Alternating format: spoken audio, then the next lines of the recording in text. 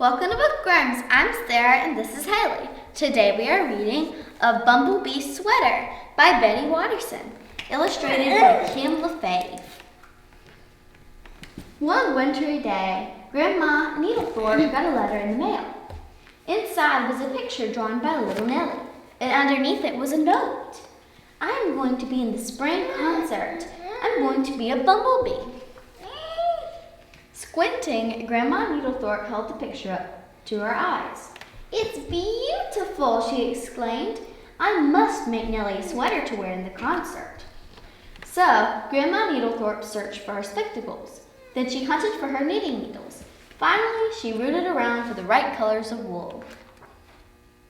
One spring day, Nellie got a parcel in the mail. "I see it's come from Grandma," said Nellie's mom. "But whatever can it be? It's such a funny shape. It looks like a T." "That's a sweater shape," said Nellie. "See, it's got 2 arms. "An awful lot of sticky tape," said Dad. So they peeled and they peeled and they peeled. And at last they got the sticky tape off the parcel. Then they peeled and they peeled. And they got the sticky tape off Nellie. Then they peeled the tape off Sparky. And when they opened the parcel, there was a beautiful sweater knit by Grandma Needlethorpe herself. "Wow, it's beautiful," cried Nellie, pulling the sweater over her head.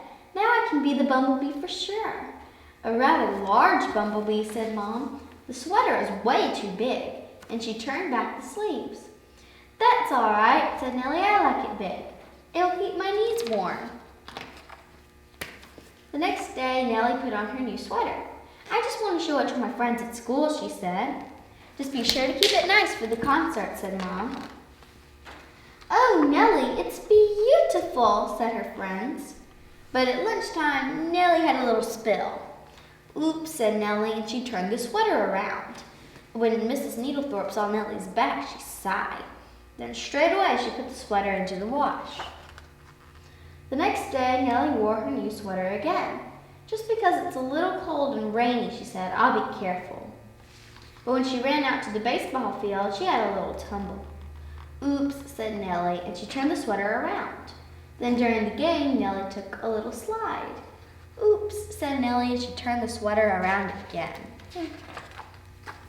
When Mrs. Needlethorpe saw Nellie's front and back, she groaned. Then straight away, she put the sweater into the wash. The next day, Nellie wore her new sweater again. "Because I want to look special for Cousin Stephanie's party," she said. "I promise I'll be really careful." But at the party, she had a cherry cream soda. "Oops," said Nellie, and she turned the sweater around. Then there was cake and ice cream. "Oops," said Nellie, and she turned the sweater around again. But then they played tag with jelly bears and tossed balloons, and Nellie was having too much fun to turn her sweater around. Straight away, Mrs. Needlethorpe threw the sweater into the wash, muttering grimly to herself. The day before the concert, Nellie put on her sweater again. "We're going on an educational trip. On the bus, I can't get messy this time." The duck farm was educational, but Nellie's sweater got a little messy again. Well, really messy, with a lot of duck doo. "Phew," said Mrs. Needlethorpe, and straight away she put the sweater in a special wash, all by itself. But this time, when the sweater came out of the dryer, she cried, "Yikes! It really shrank this time. Now what will Nellie wear to the concert?" When Nellie came home from school the next day, she said, "Guess what? I'm not going to be a bumblebee after all. We got our costumes today, and I'm going to be a flower with the other girls."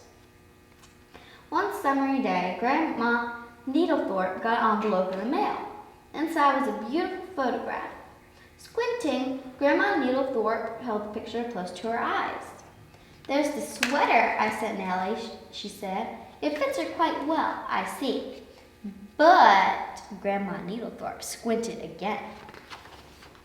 "Just look at those other children in her class. My, they're really huge beside our Nellie." The end. Bye.